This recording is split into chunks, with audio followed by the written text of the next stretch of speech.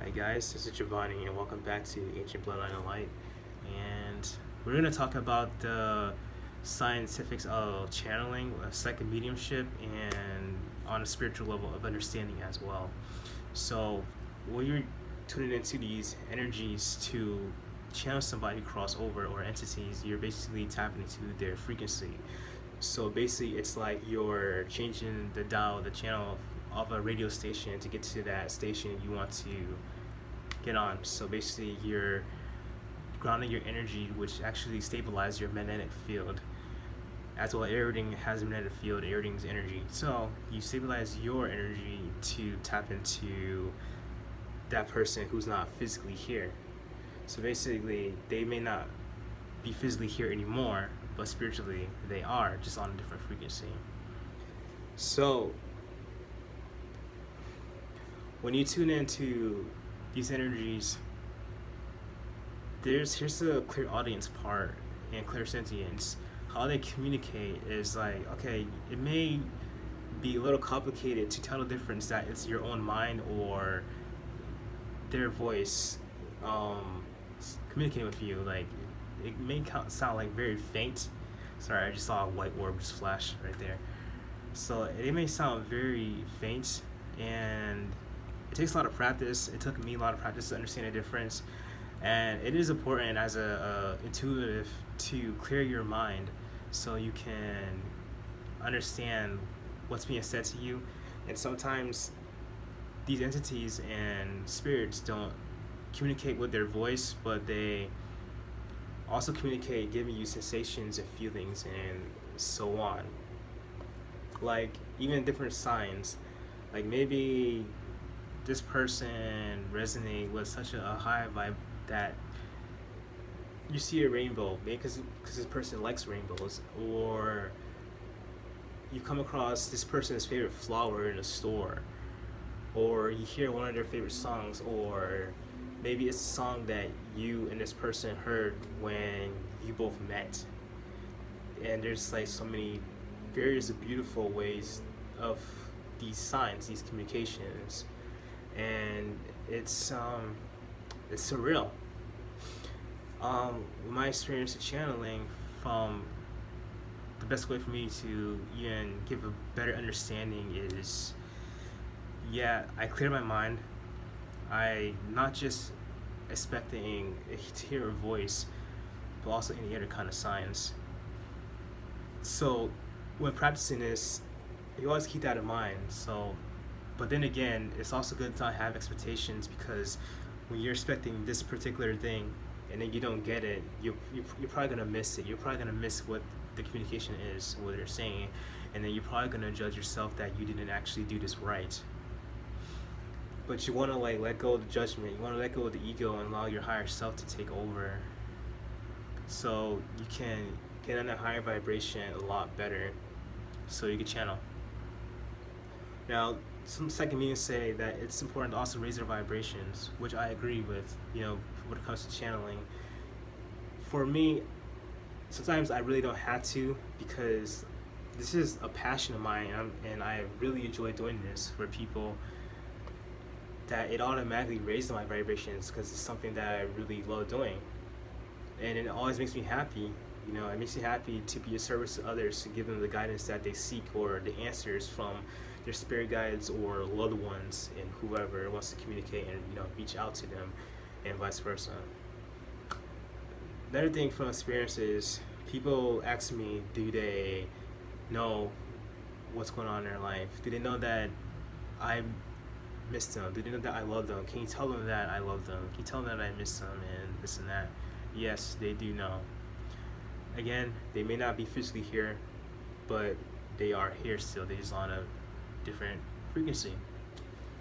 So just even thinking of them, they come through instantly, because when you think of things instantly manifest in the spirit world, the astral plane, the fourth density. So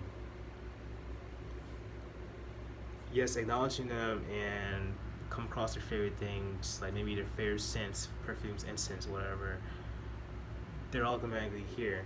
They're automatically there with you. Even if you like place it out as an offering and light these candles, they're gonna feel that love. They appreciate that energy that you are giving them, that loving energy, and they embrace that just like you embrace them. They're not so far away. You know, you could be at a dinner table with your family, and they'll be there with you. Even amazing moments like when your child is born, your grandparents will be right there with you, supporting you, guiding you through that birth, or guiding you to be right there. Even these doctors, loved ones, be right there helping them if they were in the medical field when they were alive. And these are amazing things that go down the line, even especially with bloodlines like our ancestors. The skills that we have today, it's something that was passed down from them through the information of our DNA, because DNA holds a lot of information.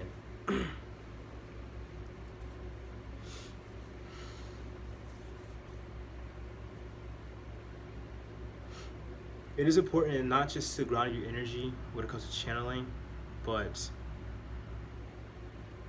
daily cleansing your energy, so you won't take in so much low vibrations from everyone else, maybe some tragedies that you were in the middle of or witness, even if you see online when people share things that not so great to see on your feed or anywhere else on social media, or maybe a movie you've seen.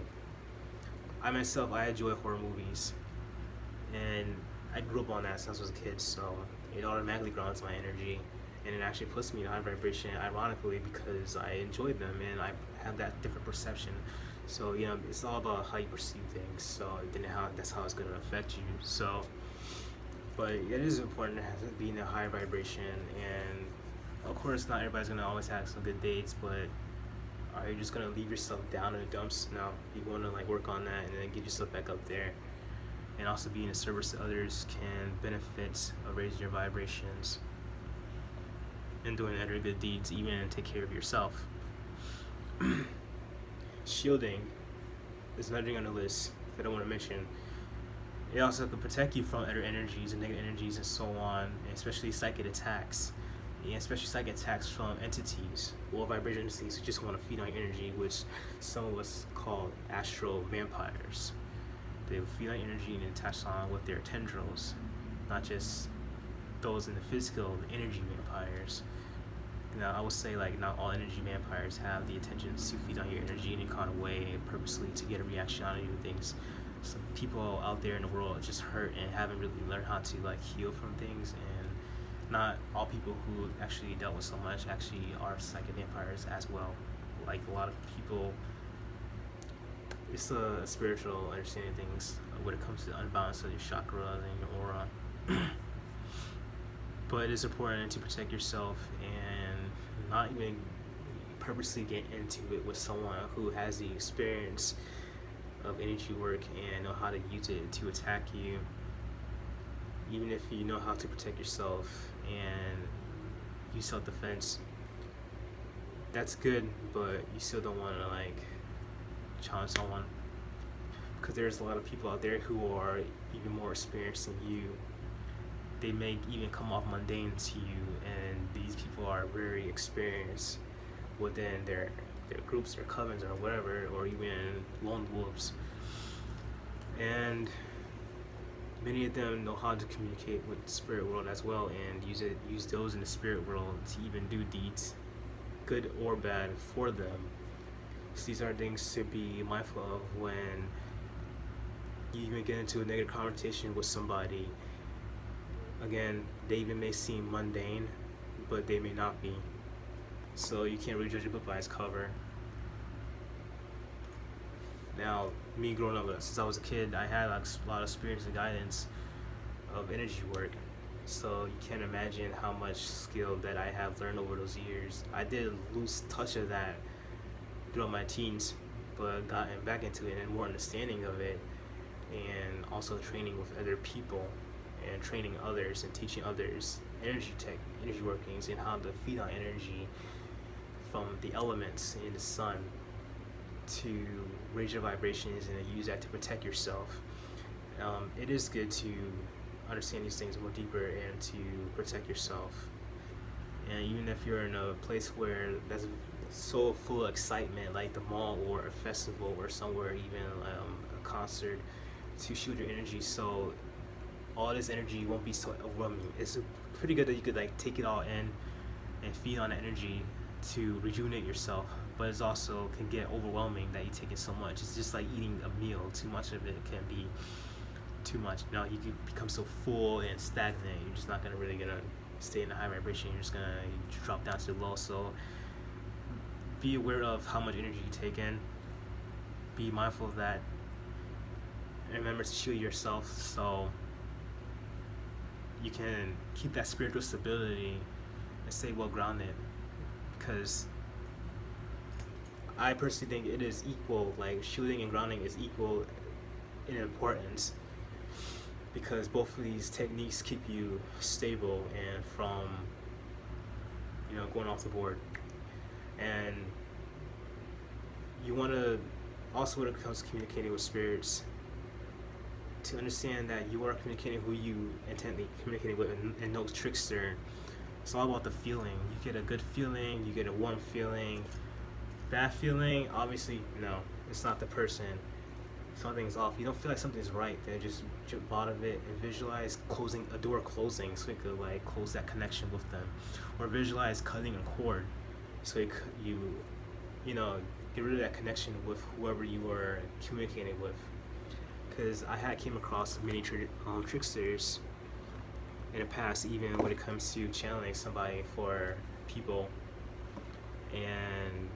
but luckily I was able to have the assistance of archangels to help me connect with that person that I intently wanted to communicate with, so I can be of service to people who want to talk to their family member or whoever their spirit guides.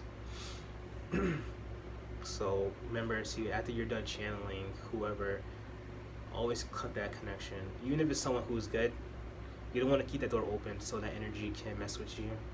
So visualize the door closing. Doesn't matter. It doesn't have to be a specific door.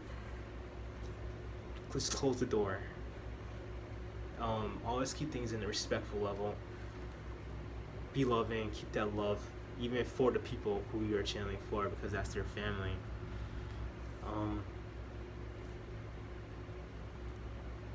And to understand, when you're doing these things, your practice stuff, you're understanding yourself even more. And it's also good to know that we are not the body with a soul. We're actually the soul with a body. We're temporarily here in this world, experiencing this life and learning. And all this learning goes back to source energy.